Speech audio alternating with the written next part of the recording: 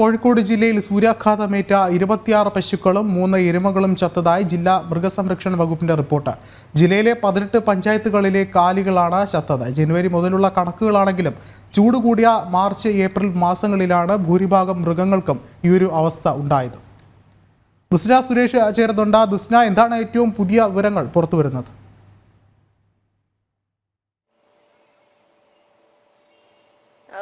വിഷ്ണു സൂചിപ്പിച്ചതുപോലെ തന്നെ കോഴിക്കോട് ജില്ലയെ സംബന്ധിച്ചിടത്തോളം ചൂട് കൂടിയൊരു അവസ്ഥ തന്നെയാണ്. ഏകദേശം 38 ഡിഗ്രി സെൽഷ്യസിന് മുകളിലാണ് താപനില എന്ന് തന്നെ പറയാം. നമ്മൾ പലതരത്തിലുള്ള വാർത്തകൾ ചെയ്തിട്ടുണ്ട്. ഇതിൽ ഇപ്പോൾ കന്നുകാലികളുടെ കണക്കുകളാണ് ഇപ്പോൾ മൃഗസംരക്ഷണ വകുപ്പ് പുറത്തുവിട്ടിട്ടുള്ളത്.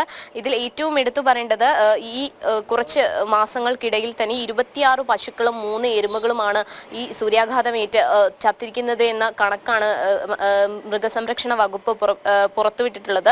ജനുവരി മുതലുള്ള കണക്കാണ് ഇതെങ്കിലും ചൂട് കൂടിയ മാർച്ച് ഏപ്രിൽ മാസങ്ങളിലാണ് ഭൂരിഭാഗം കാലികളും ചത്തിട്ടുള്ളത്. ഇതിൽ 18 പഞ്ചായത്തുകളിലാണ് ഇത്തരത്തിൽ ഈ കാലികൾ ചത്തിട്ടുള്ളത്. ഇതിൽ കറവയുള്ള പശുക്കളും ഉൾപ്പെടുന്നു എന്നതാണ് മറ്റൊരു കണക്ക്. എന്തായാലും മൃഗസംരക്ഷണ വകുപ്പിന്റെ ഭാഗത്തു നിന്നും പുറത്തു വരുന്ന ഉത്തരവനുസരിച്ച് മൃഗങ്ങൾക്ക് നല്ല പരിപാലനം നൽകണം എന്നൊരു കാര്യമാണ് മൃഗസംരക്ഷണ വകുപ്പ് പുറത്തു പറയുന്നത്. തുറസായ സ്ഥലങ്ങളിൽ കെട്ടുകയും ആവശ്യത്തിന് ശുദ്ധജലം മൃഗങ്ങൾക്ക് നൽകുകയും ചെയ്യണം. അതോടൊപ്പം തന്നെ വായുസഞ്ചാരമുള്ള സ്ഥലങ്ങളിലായിരിക്കണം മൃഗങ്ങളെ കെട്ടുന്നത് എന്നൊരു മുന്നറിയിപ്പ് കൂടി മൃഗസംരക്ഷണ വകുപ്പ് പുറത്തിറക്കിയിട്ടുണ്ട്. ഈ മൃഗങ്ങളെയൊക്കെ തന്നെയും കൂട്ടിൽ വളർത്തുന്നവർ പ്രത്യേകം ശ്രദ്ധിക്കണമെന്നൊരു മുന്നറിയിപ്പ് കൂടിയാണ് മൃഗസംരക്ഷണ വകുപ്പ് പുറത്തിറക്കിയിട്ടുള്ളത്. എന്തായാലും അസഹ്യമായ വെയിലാണ് ഉള്ളത്. അതുകൊണ്ട് തന്നെ മൃഗങ്ങൾക്കും ഈ വെയിൽ സഹിക്കാൻ കഴിയാത്തൊരവസ്ഥയിലേക്കാണ് എത്തി നിൽക്കുന്നത്. വിഷ്ണു, കൃഷ്ണ, മറ്റൊരു കാര്യം, ഒരുപക്ഷെ നിലവിൽ ഇത്തരത്തിൽ ജാഗ്രതാ നിർദ്ദേശങ്ങളൊക്കെയും പുറപ്പെടുവിച്ചിട്ടുണ്ടെങ്കിലും അതൊന്നും കൃത്യമായി പാലിക്കപ്പെടുന്നില്ല എന്നുള്ളൊരു കാര്യം കൂടിയല്ലേ ഈ ഒരു റിപ്പോർട്ട് ചൂണ്ടിക്കാട്ടുന്നത്?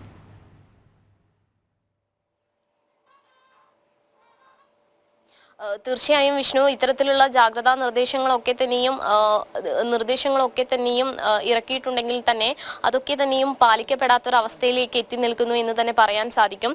ഈ മൃഗങ്ങളെയൊക്കെ തന്നെയും തുറസായ സ്ഥലങ്ങളിൽ കെട്ടണമെന്ന നിർദ്ദേശം വരുമ്പോഴോ പരിമിതമായ സ്ഥലങ്ങളിൽ ഇവയെ വളർത്തുന്ന ആളുകൾ എന്ത് ചെയ്യും എന്നുള്ളൊക്കെ ഒരു ചോദ്യം ഉയർന്നു വരുന്നുണ്ട്. കഴിഞ്ഞ ദിവസങ്ങളിൽ ജൻ TV തന്നെ ക്ഷീര കർഷകരുടെ ഒരു വാർത്ത, അവരുടെ പ്രതിസന്ധിയുടെ ഒരു വാർത്ത നമ്മൾ ചെയ്തിരുന്നു. ഈ വാർത്തയിൽ അവർ ക്ഷീരകർഷകർ പ്രധാനമായും ഉന്നയിക്കുന്ന ഒരു വിഷയം എന്ന് പറയുന്നത് സ്ഥലപരിമിതിയുണ്ട്. ഈ സ്ഥലപരിമിതിയിലാണ് അവർ ഈ പശുക്കളെയൊക്കെ തന്നെയും വളർത്തുന്നത്. അപ്പോൾ അത്തരത്തിലുള്ളൊരു പ്രശ്നം വരുന്നുണ്ട്. അതോടൊപ്പം തന്നെ അവയ്ക്കുള്ള പുല്ല് മുതലായ സാധനങ്ങളുടെ ലഭ്യത കുറവ് വളരെയധികം ഈ വേനൽക്കാലത്ത് രൂക്ഷമായി തന്നെ നിലനിൽക്കുന്നു.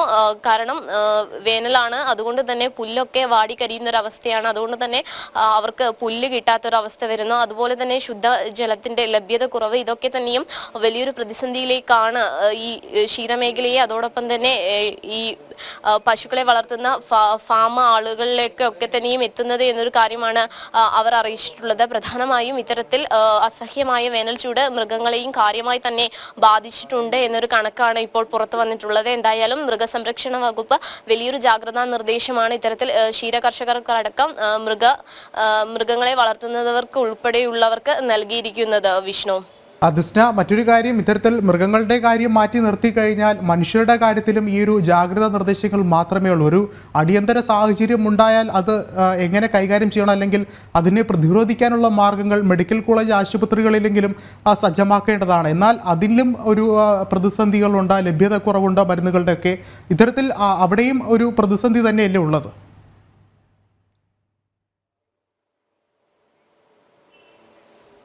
തീർച്ചയായും കോഴിക്കോട് ജില്ലയെ സംബന്ധിച്ചിടത്തോളം ചൂടിൽ വെന്തുരുകുകയാണ് കോഴിക്കോട് ജില്ല എന്ന് തന്നെ നമുക്ക് പറയാൻ കഴിയും. ജോലി ചെയ്യുന്നവർക്ക് നിയന്ത്രണങ്ങളൊക്കെ തന്നെയും ഏർപ്പെടുത്തിയിട്ടുണ്ടെങ്കിലും വഴിയോര കച്ചവടക്കാരൊക്കെ തന്നെയും ഇപ്പോഴും നമുക്കറിയാം ബീച്ചിലൊക്കെ തന്നെയും വഴിയോര കച്ചവടക്കാരൊക്കെ തന്നെയും സജീവമായി തന്നെ പ്രവർത്തിക്കുന്ന ഒരു സാഹചര്യമാണ്. അവർ പറയുന്നത് അവരുടെ ജീവിത മാർഗമാണിത്.